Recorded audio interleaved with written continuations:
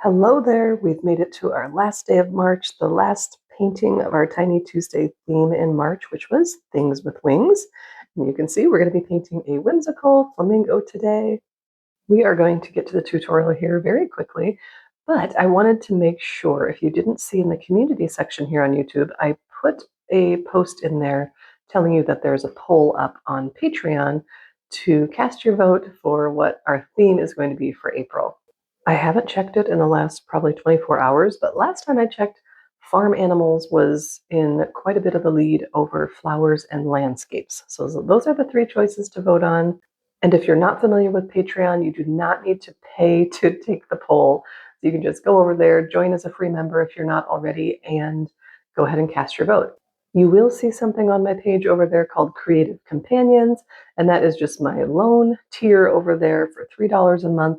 And you can watch all of my tutorials with no ads in them, which I think we can all agree that ads are pretty annoying, but everybody's trying to pay the bills, right? Okay, all that to say, link will be in the comments and the description. Go cast your vote for free, and I can't wait to see. The poll will close on this Friday. It says all the details in there once you get over there. Okay, let's get into our tutorial for today. And we'll kind of pick up where we left off last week, which was basically a little blob in the center. I'm just painting in an oval, and I'm going to reshape this as I go throughout our painting. But starting with this oval, kind of giving it a little bit of shape, going to put a little tail in there. Again, I reshaped this a couple different times. And you saw in my little practice pieces that the tails are different. I mean, you can do a super spiky, whimsical tail, or just a little bit, I don't know why I'm being a little bit more careful in this one, and right up here for the head and the neck, I'm basically just going to paint in the letter S. Okay, see that? Now, you can make, obviously flamingos have very long necks, and I'm kind of shortening it here a little bit. You can do however wonky and bumpy you want it to be, but we are just doing a little whimsical. We're not trying to do a photorealistic flamingo, obviously. Now in this part of the head, I am doing kind of like a little claw. I don't know how else to explain it, but you can see I've got two little things coming down. It'll make sense here in a little bit. And I will zoom you in a little bit. I've put some orange on my brush, cadmium orange to be exact. I just like the color variations. And then I'm also going to add some deep violet, purple. And you don't really want the orange and the purple to mix together too much, because when you mix those two together, they make brown, and that's not what I'm going for here. So just going to kind of dab some purple up in here, and you can just have fun. I've got a little bit more pink. By the way, the pink I've been using is rose pink from my Meliang set. I'm just kind of bringing those claws down a little bit. And then I've wiped my brush off, and see how I've lifted some color in between the orange and the purple, just to kind of stop them from bleeding together. And then I added some more pink in between, and just kind of making the colors a little brighter. And obviously these are going to dry a lot lighter. And this one is the lightest flamingo I did of all of my pieces. Like, my practice pieces were pretty vibrant. And honestly, that's just because I was running out of daylight when I did it yesterday. And that's literally the only reason. But I like the light color too. Now here I've wiped my brush off again, like on my towel, because I wanted to lift some color from the top, wanting it to be a little bit lighter on the top, which is funny because later I go over it again. I never said that I make sense in my paintings, okay? I never claimed that. All right, I'm just going to kind of give some more bulk to the head up here. That's not a very nice term, bulk. Bulky flamingo. Anyway, and just kind of make it a little bit wider. Again, this is not proportionally correct for a flamingo, but in the end, you can look at this and go, hey, that's a flamingo. Nobody's going to be like, hey, I like that cat. That's my goal here.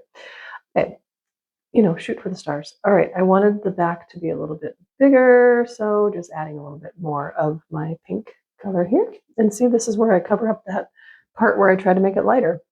But I'm loving the colors blending together. And there is a spot on the head that I kind of want to change, but I'm going to just do that with pen later on. And while everything is still wet, I'm going to add what I call pants, but I think it's technically their thighs or their femoral region.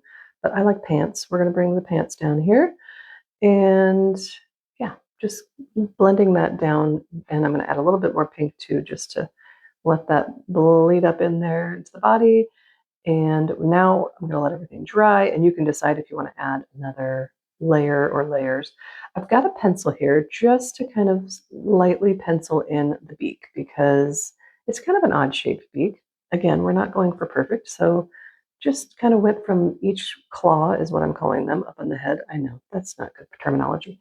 And then I'm putting a diagonal line just as a reminder to me where I'm going to add the black of the beak. And I, by the way, was using a size 6 brush so far. That's what I've been using. And now for the beak, this part of the beak, I'm just going to switch to a size 0. You don't have to. This is just my comfort level. And I'm just going to fill in that lower portion. I'll zoom you in here so you can see what I'm going to do here. You can also use a marker for this or a pen, one of the fine liners, whatever you'd like if you want a little bit more control. But I'm just going to bring some of that black up in a curve. I didn't look at a specific photo. I did look at flamingos before I did this because I have to, but just kind of bringing in a couple of those lines. And now on my brush, I've got, first of all, I switched to a size 2. Second of all, I've got some more of the cadmium orange on my brush, and I'm just going to bring in the legs that are not proportionally correct. Again, it's fine. And I do like to see them standing on one foot. Makes me happy, so that's what I'm doing. And I could have made the legs a lot longer, but maybe if I'm ever a full-time artist, I'll have time to do that. Okay, now I'm just adding his little knobby, I was going to say knees, but did you know those are his ankles? His knees are actually like up in the body. That blew my mind. Anyway, my granddaughter teaches me a lot about animals, and I didn't believe her, honestly. And so I looked it up, and it's true. Those are his ankles. Okay, that is mind-blowing to me, but I digress. I added some pink to my brush just for a little more color in the legs. And I've let those dry, and now I'm just going to add the water. And I have mixed together some ultramarine blue and some, what did I use? Hooker's green. And just kind of till I liked the color that I saw. And there's really no rhyme or reason, but I'm going to dab in just a little bit of the darker color because it looks good while I'm doing it. I'm like, yeah, a little bit darker where he's standing. No, it doesn't show up at the end once it dries. So, the intention was good. But letting that dry, and you can see, you can't see that. And now I'm coming in with the size 2 micron fine liner. Everything is completely dry, and I'm just going to outline this thing. And there is where I'm going to reshape that part of the head that I told you I didn't like, but was going to quote unquote fix it with my pen. You might think I ruined it. It's okay. I'm going to draw in the eye. The eye should go kind of where that little nook is in what I called the claw up in the head. But you're going to see I don't really like where that was, so I changed it a little bit. And my big old hand gets in the way here, so I'm just speeding up this portion of the outlining. I could really speed up the whole outlining, but that's okay. Just gonna scratch. I'm just showing you how I just scratch it in. I'm not trying to be super neat with my lines as usual. And yeah, you can do it neater if you would like, or you don't have to outline it at all. You might like it without the pen details, and that's all good. Okay, so I was tempted to go in and put my little dot in the eye, but first I'm going to come in with my jelly roll, my white jelly roll pen, size 10, and I'm just scratching in some feathers and some texture here. Yeah, little highlights on the head or texture, whatever you want to call it. And here's where I'm going to just color in that eye. You know where I put that black circle? I want to raise the eye up just a little bit. So we'll see how that goes. Right, putting some highlights in the water as well. You can see I just scribble. All right, see where I did that? And I probably could put a few more layers of white, but see how I just raised the eye up ever so slightly. And now I've got on my brush some cadmium yellow, because they have those yellow eyes. And once that is completely dry, I will come back in with my little micron pen and just add a darker outline around the eye and a little dot in the center. And while I'm up here, I'll just tweak the beak a little bit to my liking. Yeah, I like that. All right, now I'm going to add some splatter. I went a little overboard in splatter in some of the practice pieces, so I'm going to try not to in this one. I've just got the same color as the water on my brush, and I like it, except I don't like the splatter that went in the water. So what I'm going to do is just take my brush. I'm not adding any color to it or even water. I'm just taking my brush and I'm going to just blend it in with the water because I just didn't like how that looked. So there you go.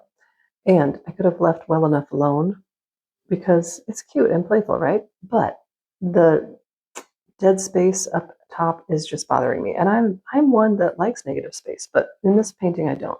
So against my better judgment, I'm doing this, and then look, I got a big old splash of water there. And that's okay. I'm going to keep going because I don't know when to stop sometimes. And I could have left that alone too. However, I'm going to bring a paper towel in because that big blob there is bothering me. So I'm taking effort that does not need to be taken. And then I'm going to just bring a little bit of that color on my brush, and where that little big blob was, I should say, I'm just going to add a little bit of color. Oh my goodness, so unnecessary, but I did it anyway. All right, time to sign it. And we'll put that it is number 13 of 52. Can you believe it? I hope you have fun with this. Let me know if you give it a try. Thank you to everybody who's posting in the community section. I love seeing your paintings. I know other people are loving seeing your paintings too. So keep it up if you're comfortable with that, and come and join us if you haven't already. All right.